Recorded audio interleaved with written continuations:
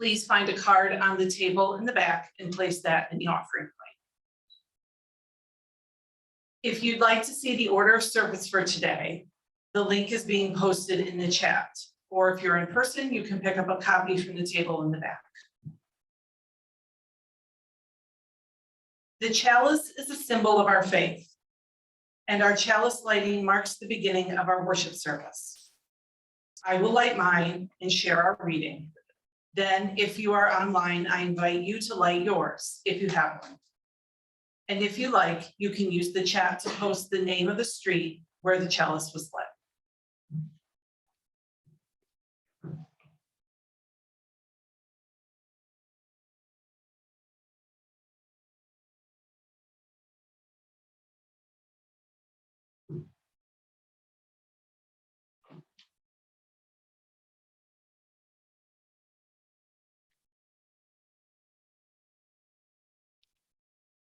Blessed is the fire that burns deep in the soul.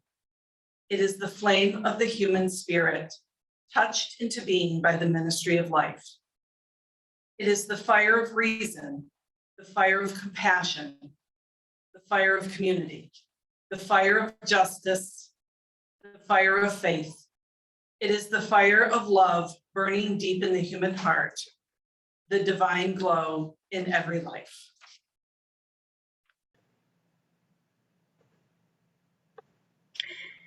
Good morning, everyone. My name is Ellen Quaadgras. I am the minister here at Westminster, and I am so pleased that this morning we are going to be honoring and recognizing 6 of our wonderful young people as they formally walk across the bridge from childhood to adulthood today toward their unbounded future, reminding us all of the possibility for big dreams and wide hopes. And while I wanted to be there in person today to celebrate this moment with them and all of you, as you can see, I am online. Yes, I tested positive for COVID. The good news is I am on the mend and feeling much better. I want to express my deep gratitude to Beth Gibson and Tracy Weiser for all their help with the on-site technology, and for Sarah Quigg for being willing to play a whole bunch of extra parts, and to Liz Roper and Jessica Hess, who were so willing to be flexible in preparing this service. And I am so grateful we are still able to do this service today. Our theme this month is blessings, and I offer you, as we deepen into worship, a set of opening words adapted from Reverend Julia Corbett Haymeyer. We come into this sacred time, this holy hour, made sacred by our presence and our intention here. We come with deep gratitude for everyday blessings, for the dependable changing of the seasons as they follow one another, for smiles and waves and spoken greetings online and in person, for new life in the spring that we see everywhere around us, for babies and ducklings and goslings and youth, and for maturity and elderhood, for spiritual evolution and wisdom. We offer gratitude for being with others in worship and for the technology and the people who make all that possible. Everyday blessings that sustain us this morning and every day. I invite you now to join in our opening hymn. If you're in person, we are still wearing masks, so please be sure to be wearing a mask. And if you're online, as always, you can sing as loud as you want with your mute button turned on. Let us join for Morning Has Broken, number 38 in your hymnal.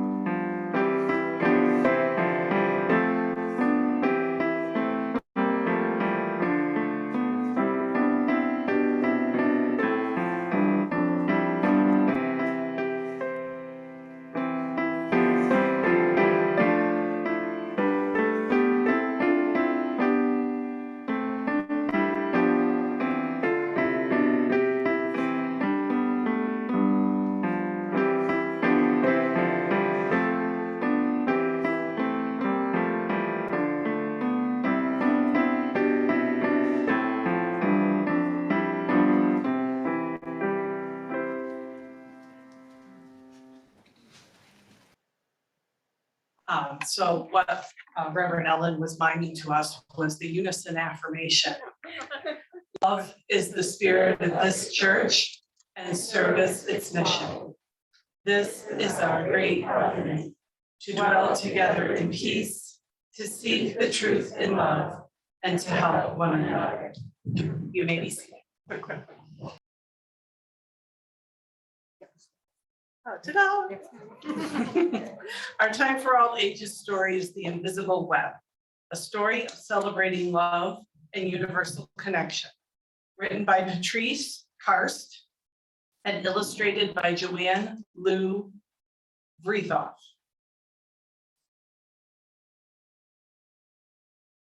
The very best news ever has begun to spread all over the world, one heart at a time. Shout it from the mountaintops. Every single one of us is connected to those we love by invisible strings. That means Giovanna and her daddy are always together, even though he moved to a new house.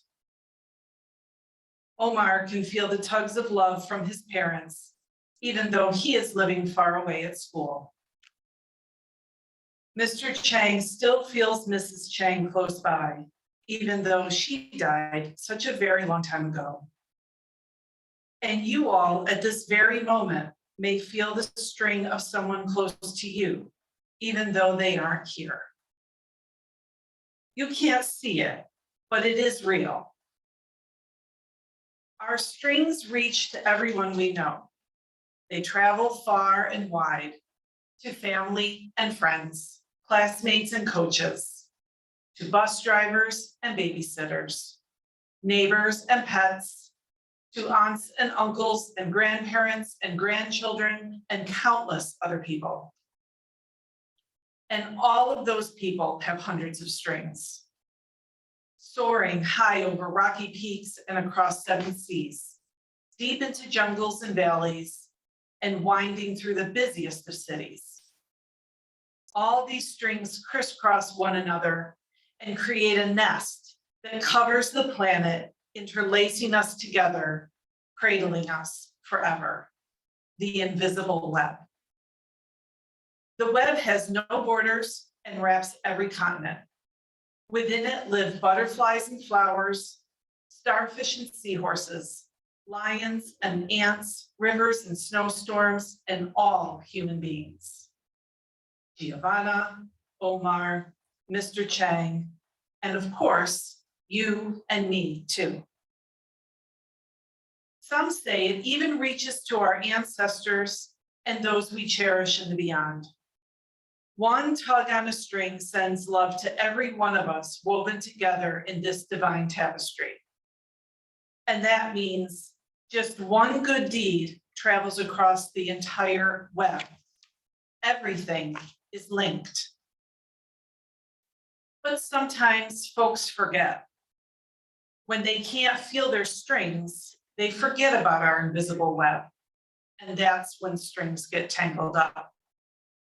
Like when lonely Louisa isn't invited to sit with anyone at her school at lunchtime.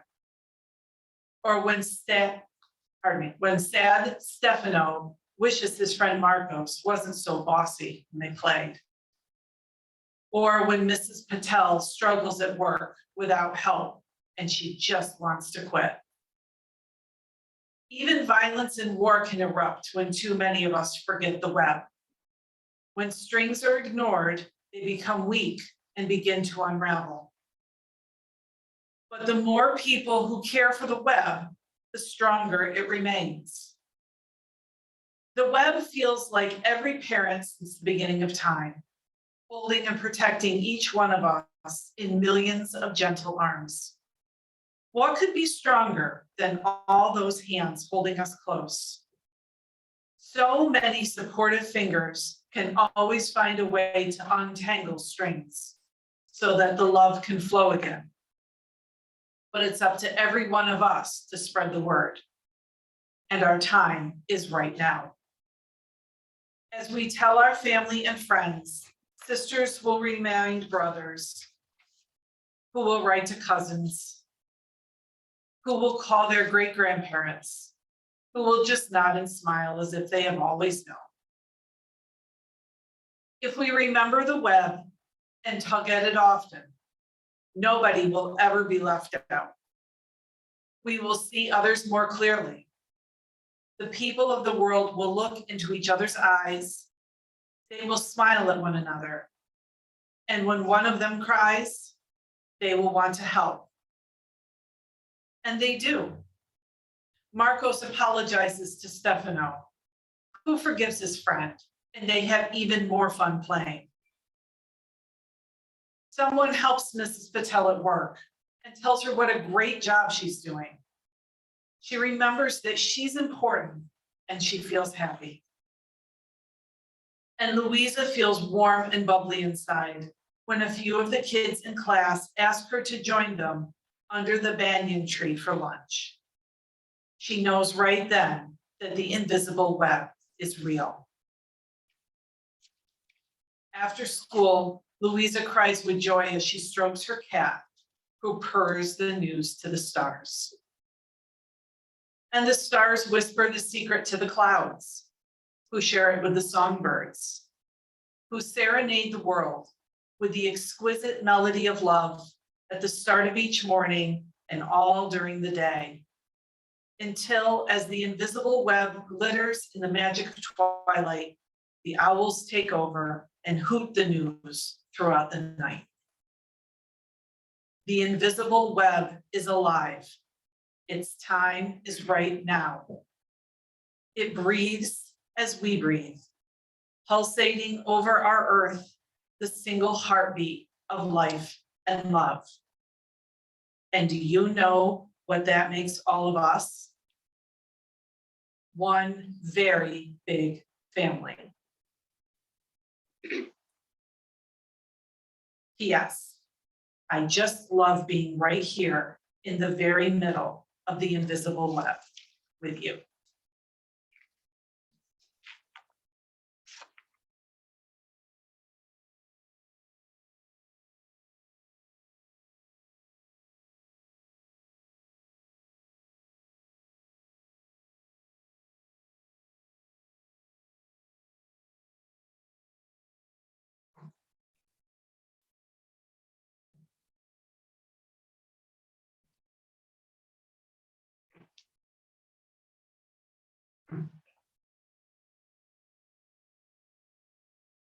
Morning.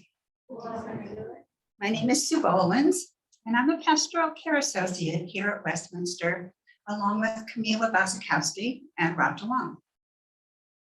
Reverend Ellen is still available for pastoral counseling, and we're available to listen and to be support for anyone who needs a listening ear.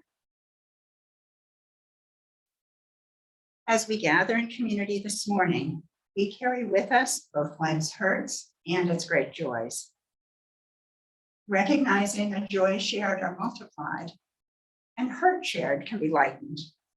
We invite you at home to share your joys and sorrows in the chat, and I will read those that have been written down in person as Sarah lights a candle. Thank you all who are working to make the technology possible. So much appreciation for you.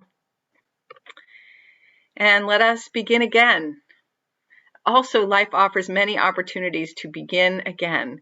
I invite you to gather your hearts and minds in a spirit of prayer or meditation.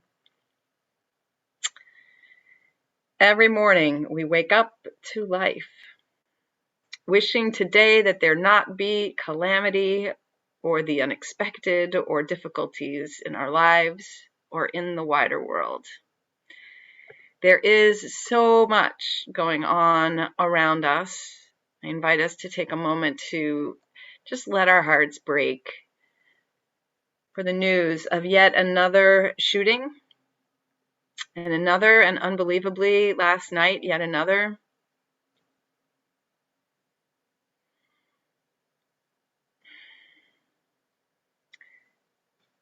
Let us hold and recognize the ongoing uncertainty around rights and the courts of this country,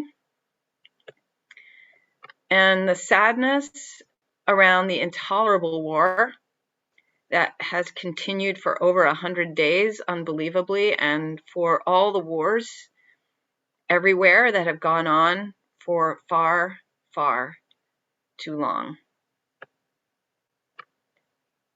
Not to mention whatever is happening in our own lives, our own struggles with work or family or health or just with life. There is a lot. But we know that just as the human heart has the capacity to stretch and be present to what's hard, we can also, at the same time, we can hold so much that's good. The delight of summer's approach, all the wonderful news of graduations and celebrations and birthdays and smiles and warmth and harmonies of favorite songs. Every day, we hope that we will encounter something good, and we never know where our path will lead us or what we will encounter beyond our door. Whatever this day or this week or this year might bring, whatever is already here with us, good or bad, delightful or painful, may we meet it with openness and grace. May we celebrate what is beautiful. May we soften to what is hard. May we bring compassion to ourselves and to each other for whatever we can't handle. And remember that there is always more love or hope or peace than we can see in any moment. May we bring strength, appreciation, mindfulness, and courage to offer to ourselves and to offer anyone and everyone we might meet on our path today. Let us join together for a song in response. It is hymn 1009, Meditation on Breathing. If you are in the room, please remain seated for this hymn. And if you are online, sing seated or standing with me.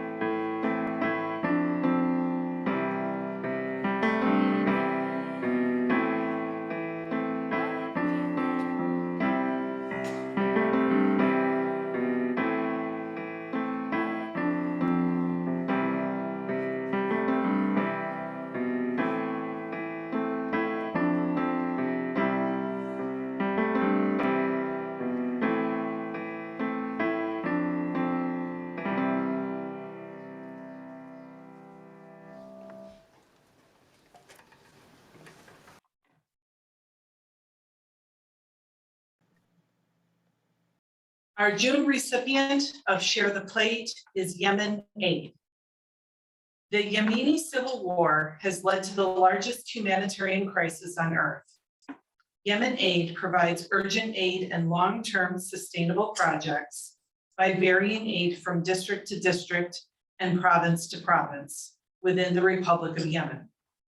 Yemen's current conflict has over 2/3 of the country's population facing imminent starvation and famine, and half of Yemen's medical facilities have closed its operations.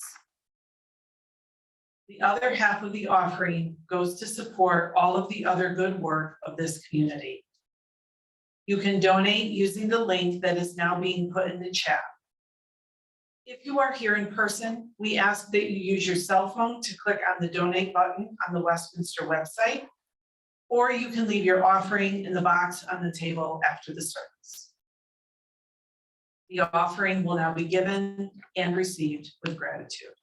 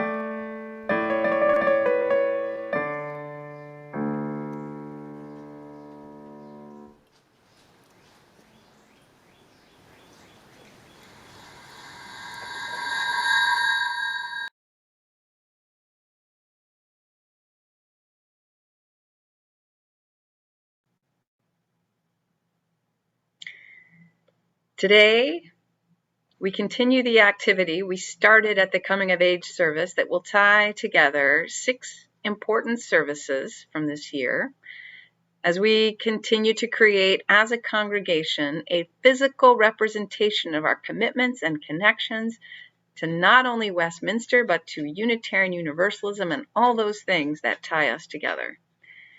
As you who are in person can see, it is already becoming beautiful. Those of us who are online may get to see that at the end of the service. Just to review, the red ties represent our water communion service in the fall when everyone got to quilt together our hopes for the year, representing Westminster's history and all those who came before. And then there are the orange ties representing the visioning service in March, which are all those flames and sparks of ideas that will carry Westminster into your future commitments as you live your vision. And then there were the yellow ties from that coming of age service in March, representing the beliefs emerging in our young people and deepening and changing beliefs in all of us as we begin to carry the flame of our values into the larger world. And then today, blue ribbons. Like the hymn, Blue Boat Home, that our youth cherish, so do we cherish them. As they travel the rolling oceans of life, may they know this place is always a place they can call home. After their sponsor speaks about them in our ceremony, they will be handed a blue ribbon to tie to the tapestry, and they will be invited to remember that grounding that Westminster provides by taking a red historical ribbon representing our love with them for their journeys.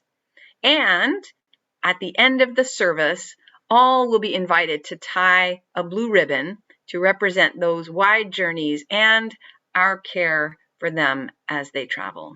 For those online, we'll invite you to come sometime during the week instead of right after the service.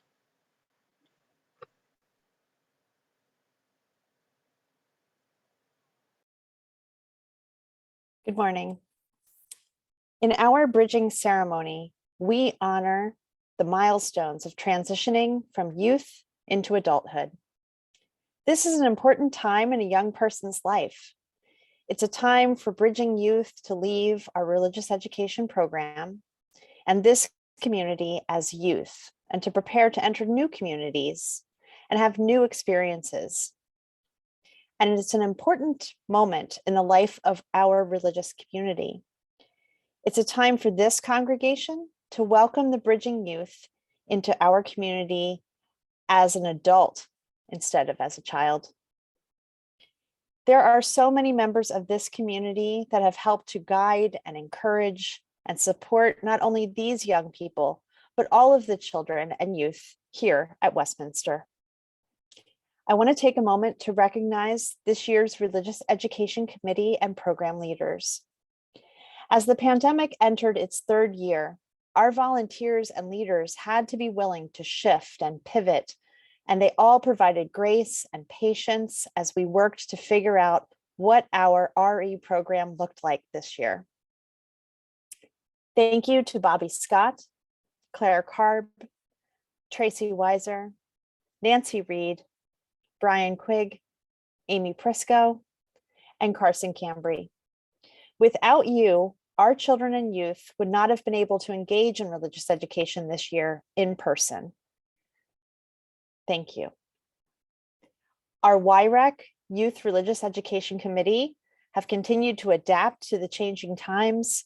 They have welcomed me and have worked hard to ensure our mission is carried out in our religious education program, not only for this year, but for next year and beyond. Thank you to April Cambry, the chair of the committee, Nancy Reed, Linda Heavenor, and Claire Karb. Without your care and willingness to try new things, like our VIP space, our religious education program would not have been as full and as enriching as it was in such a short in-person year. We at Westminster are blessed to have such caring volunteers in our program. Together, you and everyone who has offered support and kindness to our young people have created a web of love for them all. We will now mark this time with ritual and celebration.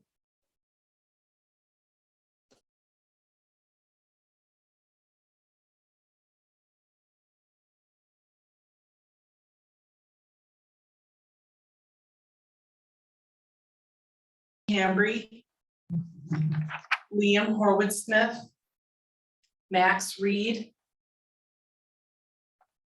Kiara Conlon, and Sylvia Weiser, as well as Jake LaHoulier, who will be doing it virtually. So please go to the back of the sanctuary. I'm good with words.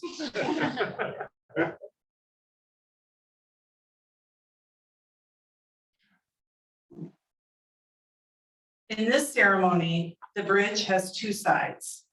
One is childhood and adolescence. The other side is full of opportunities and new challenges, new plans to make and pursue.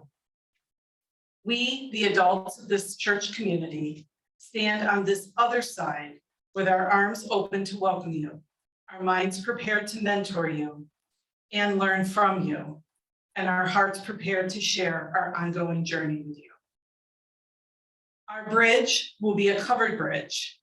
So for those of you along the aisle, if you could stand and raise your hands above to form a bridge.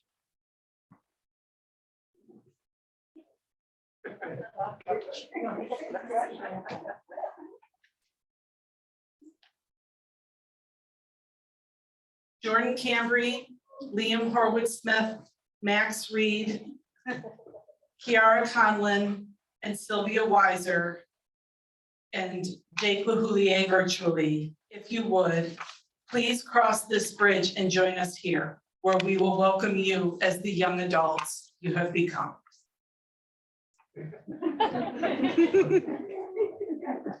We didn't say it was going to be easy.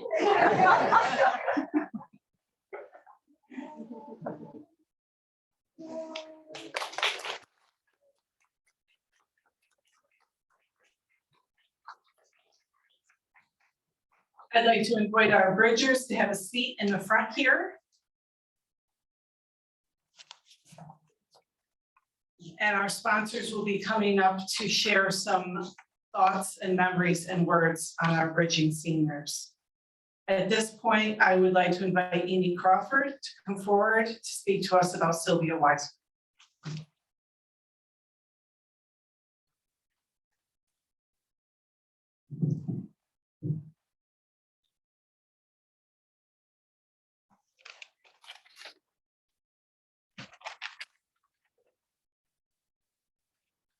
I would like to introduce you to a beautiful human being whose name is Sylvia Weiser. Many of us may remember Sylvia when she first came to Westminster as an absolutely darling little girl. She was accompanied by a family of 2 parents and 2 adorable little brothers. That family could bring tears to my eyes, because I couldn't see them as anything but a single unit. The love among them was so strong. At a young age, Sylvia was clearly a leader, one of those quiet types, strong enough on the inside to be gentle on the outside. She had a presence about her that was sweet and nurturing, and I watched her grow from across the room at coffee hour as she skittered about with the other children, always with a smile on her face. The first time I really interacted with Sylvia, she was a little older, and she was interested in an I Believe sign that I'd made available for people at church. Her mom told me that she wanted to buy a sign with her own money, if I remember right, because she felt so strongly about the message on those signs, those values that aligned with our own UU values. It gave me such joy. And then she asked to buy another one to send to her grandparents so they could share that message on their lawn too. Clearly a leader with compassion.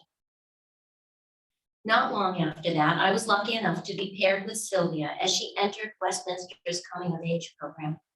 I got to know a little bit more about how thoughtful and energetic, how confident and how funny, how talented, how smart, and again, compassionate she was.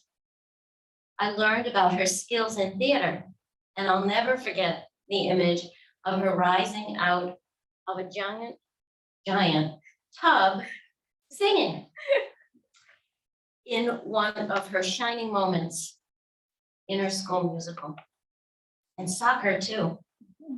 I could see that she was well liked among her peers, and I could understand why. Time goes by, new house, new town, new school, birthdays and holidays, new friends, and COVID, and COVID. And here she is. Still sweet and compassionate, a leader and role model. She lives the UU values that she's been immersed in her beautiful family, in our beautiful congregation of fellow seekers of meaningfulness in our lives. Sylvia, may you go forth as an emerging adult, feeling well supported by your family, your spirituality, and your church. Some of the faces will change, but our congregation is strong, and we will be here for you. I now invite you to take this blue ribbon representing all the adventures of your future and tie it onto our tapestry, and retrieve a red ribbon to take with you to remind you that you will always be connected to the web of our love and support.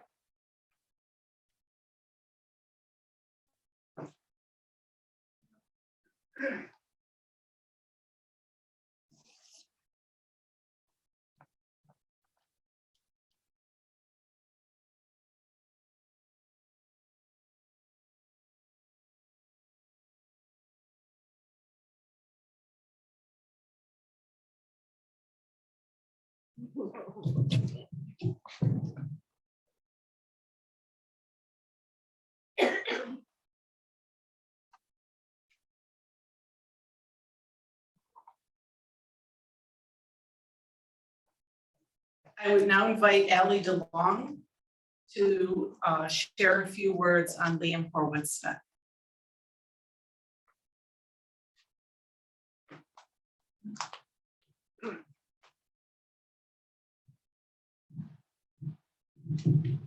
Welcome and congratulations, Liam Horwitz.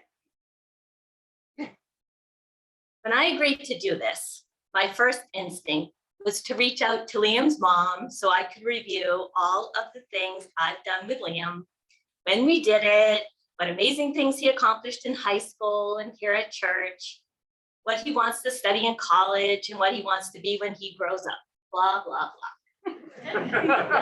I wanted to be sure that I could say something meaningful and warm and accurate.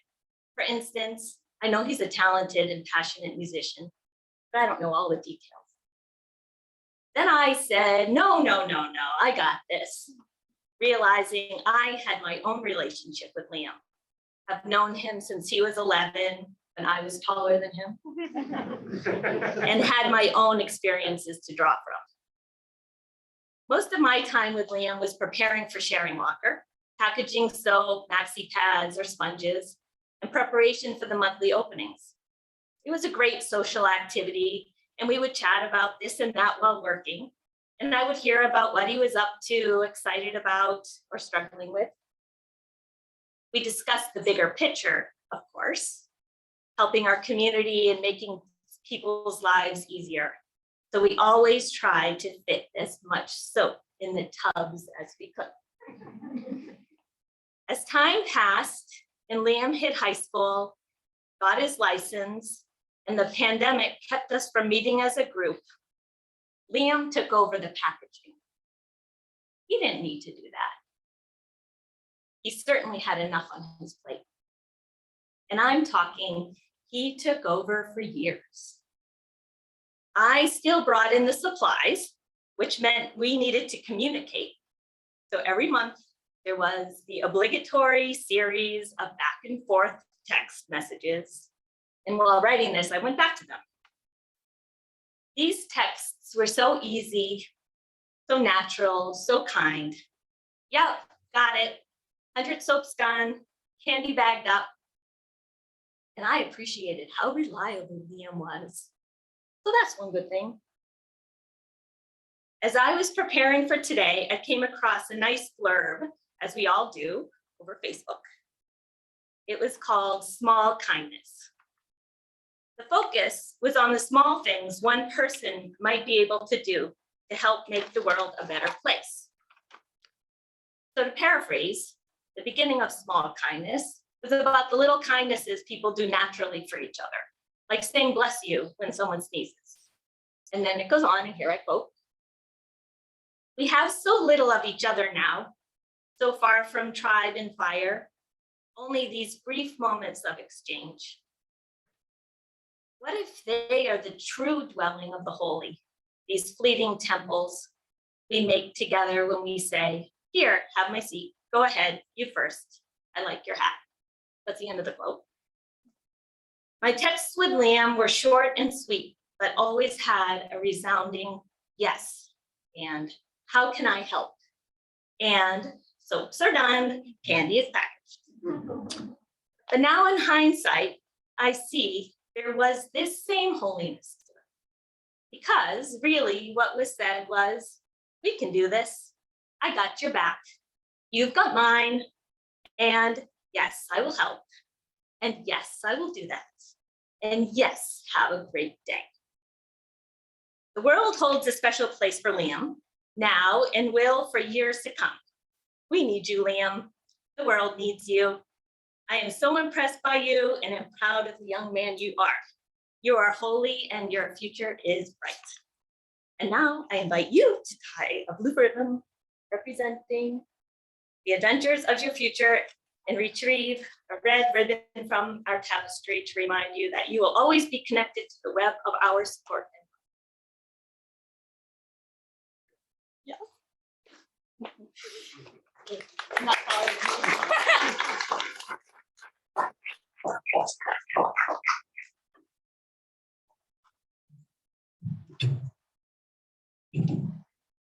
bring the microphone back up because now I'm going to invite Danny Smith to come forward to share some thoughts on Jake LaHooey.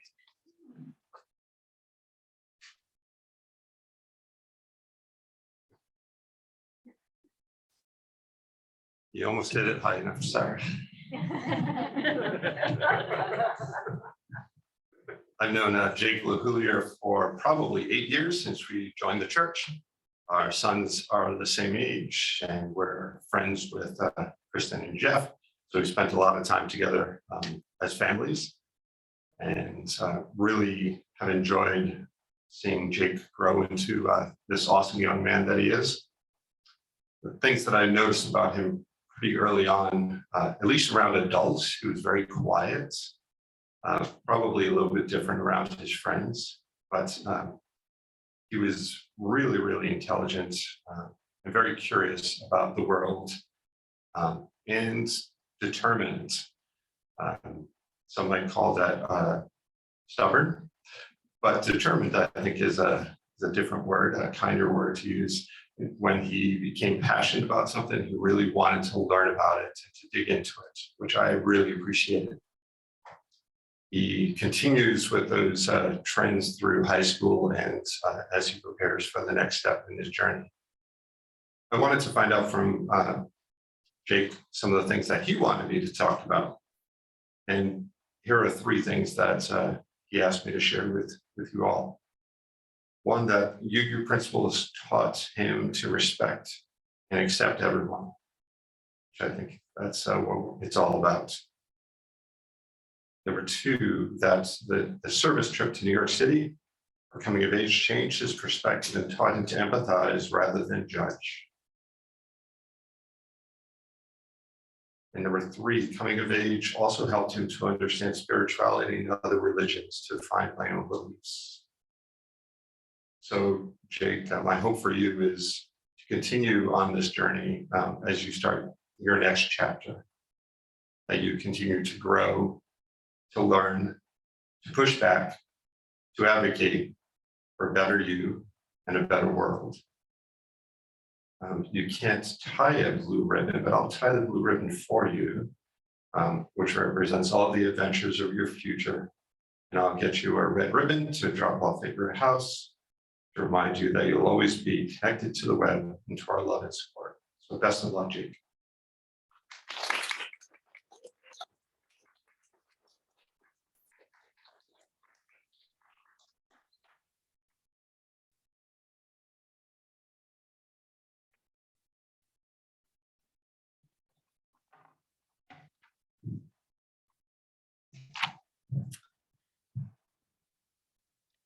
I'd like to invite Natalie Aubin to come share a few words about Kiara Khan.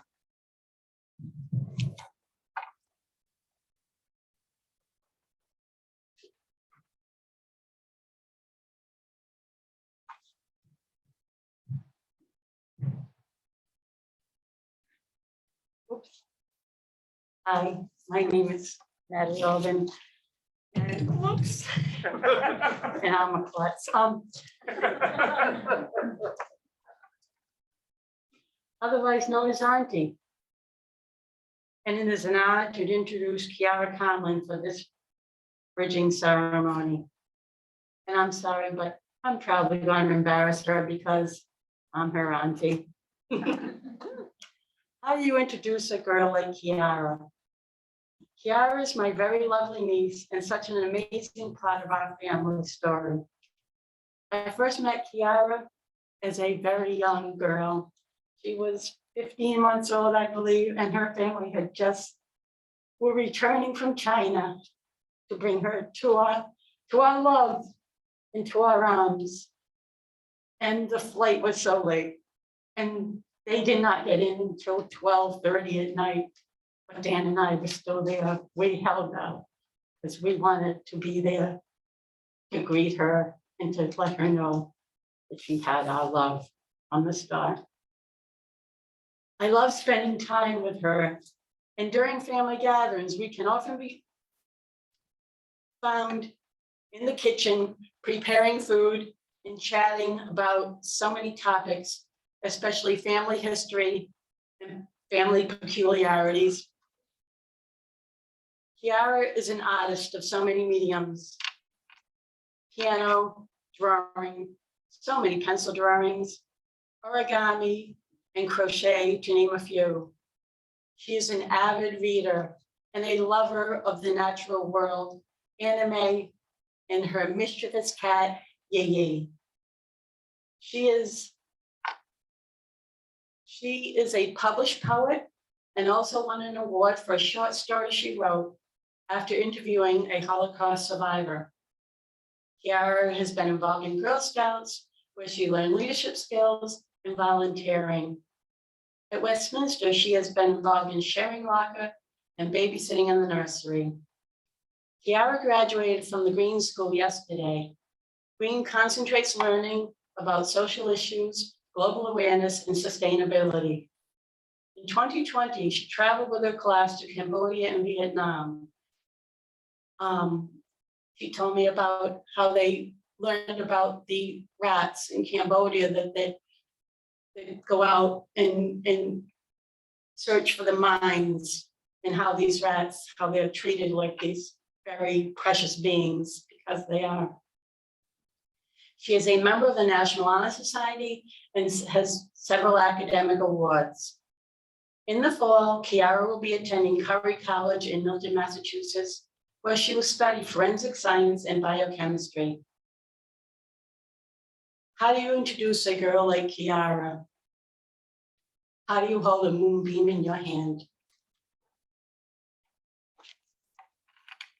I now invite you, Kiara, to tie a blue ribbon representing all your future adventures and take a red ribbon from our tapestry to remind that you will always be connected to our web of love and support, both here at Westminster, within our family.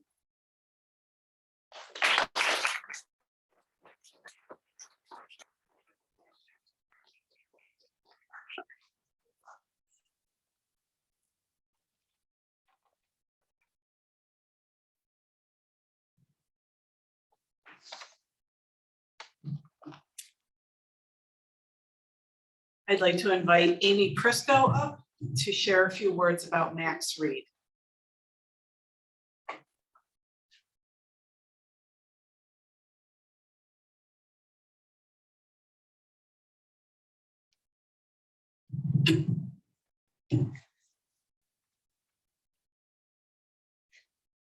I'm really very honored to speak at this particular bridging ceremony. This group of young adults have all made an imprint in my life, or on my life. I'm especially honored to have been asked to speak on behalf of Max Reed. Max is adored by many here at Westminster, and a number of people could easily speak to Max's character. I happen to hold Max close to my heart. He was in the first RE class I ever taught at Westminster. The class was Compass Points. Max was 12, and I was very nervous to teach here for the first time. Not unlike today, I'm still very nervous. And though he was completely unaware, Max quickly put me at ease with his smile and cleverness. And if you look, they're all cool as a cucumber. Compass Points is a curriculum which guides young adolescents on a year-long spiritual journey. The curriculum offers opportunities for students to explore their identities, their beliefs, their UU faith, their relationships with others, and their connection to the world. Compass Points is a great class because here at Westminster it is often taught to students in middle school. Students who are bright-eyed, spirited, and eager to share their opinion on a variety of topics. The curriculum pushes the students to think introspectively about being UU. For the first time since they had started RE, these students weren't being taught the UU principles. They were being asked how they would employ the principles in a bevy of challenging scenarios. Max unknowingly set a high bar for all future Compass Point students, at least in my mind. He was energetic, introspective, and self-aware. Max shared openly, was incredibly kind to his classmates, and was respectful to Brian and I. He was the best possible participant for a new facilitator to have while teaching a brand new curriculum. At the start of each class, we would have the opportunity to check in, to talk about what might have happened since our last class, to share a bit of our lives outside of Westminster. Through his check-in, I learned a lot about Max. He would talk about the various sports he was playing, and there were many sports. I remember Max being very excited to have started playing Ultimate, a sport he is still passionate about today, and recently led his team to an undefeated season. Max would share about time spent with his older brother, who he very clearly admired and respected. At that time, Max was also enthusiastic about the saxophone, and I recently had the opportunity to hear Max play with the high school jazz band. I was happy to see he was still enjoying playing music. Max, you impressed me then, and you impress me now. You are destined for great things. I know you will bring your UU upbringing with you in this next phase of life. You inhabit the principles with an ease so natural that I know Westminster cannot take credit. If our principles didn't exist, you would still be a person who sees the inherent worth and dignity of every person, even someone on a rival Ultimate team. You are poised to step into the broader world, heading off to Drexel University in the fall to study biology, your first steps in pursuing a career in mental health. Your clever and competitive but respectful nature will serve you well. I hope that you bring the energy and self-reflection that you brought to Compass Points to every moment of your journey. And should you waver or your navigation be tested, you will. There are a lot of pop quizzes in life. I hope that your UU background might be a comforting reminder of your foundational beliefs. So Max, I invite you to tie this blue ribbon to Westminster's tapestry. This ribbon represents to us the exploits of your future. While you are there, please untie and keep a red ribbon from our tapestry. This ribbon is meant to remind you of your connection to Westminster. May you always be connected to the web of our love and support.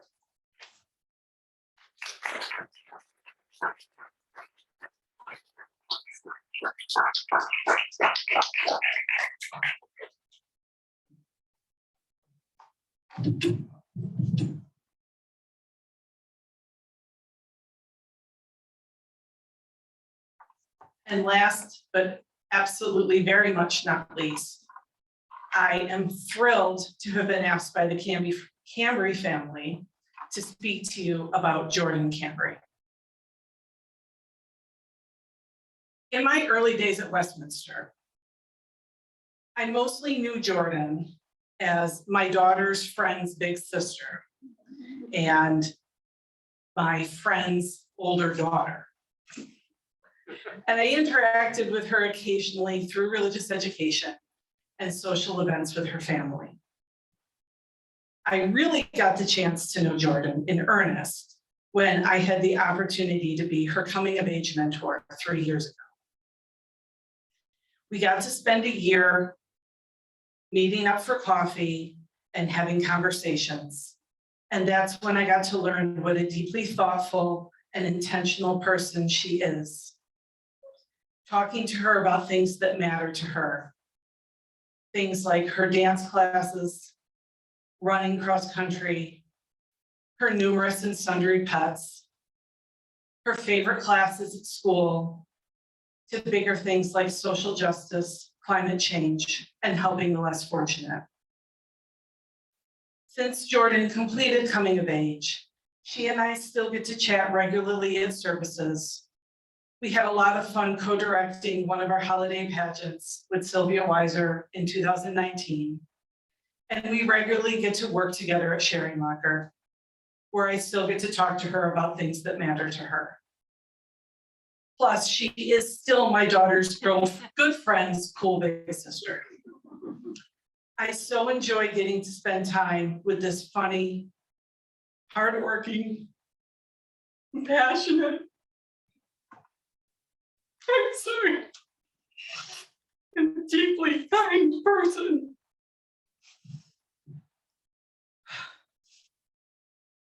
And while she is still all of these things I've mentioned, I think what I admire most about Jordan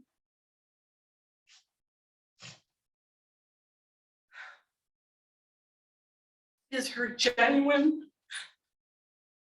friendly ease with the entire community. from working with our littlest in the nursery to playing board games with a group of adults. She is too cool for no one, and she has a smile and kind word for everyone. I got a mess. It sounds so simple to describe someone as a good person, but honestly, I think that it's the highest aspiration we can have. And it is the hardest thing to achieve because of its simplicity. But the more time I spend with Jordan, the more confidently I can say she is already there. She is truly a really good person. As beautiful on the inside as she is on the outside.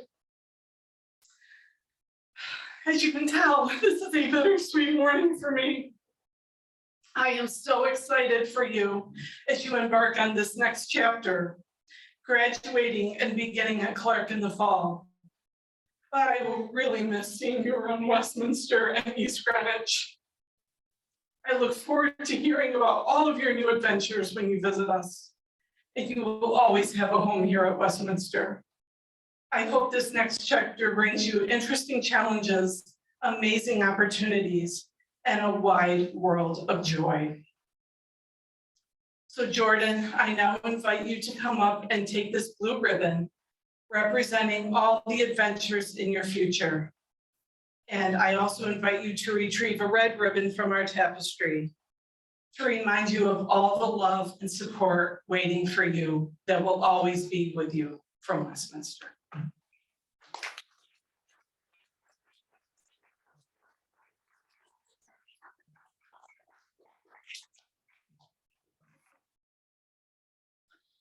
And just as our child dedication ceremonies, to honor this transition, the congregation has for each of you a rose.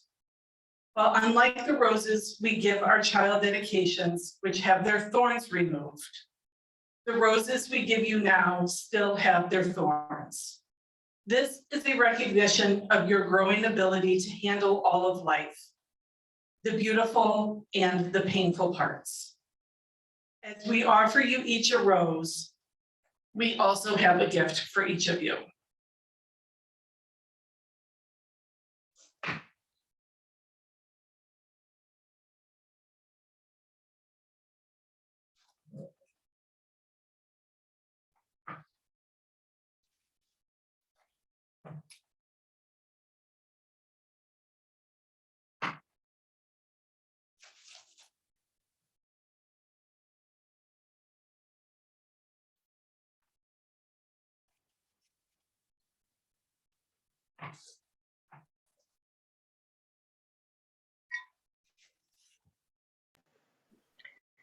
As Sarah continues handing out the roses and gifts, Jordan, Jake, Liam, Max, Kiara, and Sylvia, as you move forward into the next part of your life, please know that you will always have a home here at Westminster and in Unitarian Universalist congregations, wherever you may go.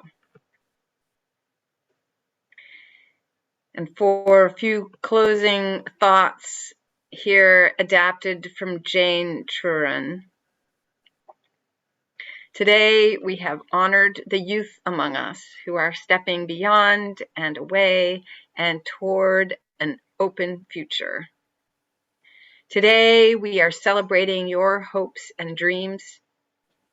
We applaud you for all you have been, for all you are now, and for all that you will be. Today marks an ending of a certain kind, so that you may begin again, starting fresh to grow and hope and do and learn and be. Today, all who are here witness your energy and your dreams. May we all share in the joy of your anticipation, and may we all realize we all have a chance to begin again, today and every day, to grow and hope and learn and do and be. This community, this tapestry of people and of faith and care and support is here for you, dear Bridging Youth, as you launch from here to the rest of your life. And this community, this tapestry of care and people and support is here for every single person today, as any of us handle whatever may come, as we all launch toward whatever we may dream. May all of us always remember there is an invisible web that connects us to each other and to this big, wide, beautiful earth, wherever and however we may roam. And let us close with our final hymn, Blue Boat Home. Please rise if you are in person as we sing together. Please join us in our closing hymn, Blue Boat Home. And if you're here in person, please remember to wear your mask as you sing, and please rise as you are willing and are able.